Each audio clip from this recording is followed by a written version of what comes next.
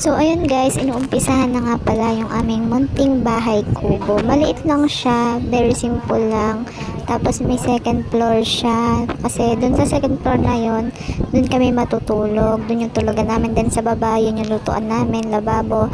Then dyan banda sa gilid na yan, dyan, ituturo ko. Dyan banda. Dun yung, yan, dun yung puso negro namin. Maliit lang siya. Sobrang liit lang niya. Tapos yung puno na yan, tatanggalin namin yan kasi para malinis. Pero papalitan din namin yan. Tsaka yung mga drum dyan, malilinis din yan guys, na inuumpisahan pa lang ngayon.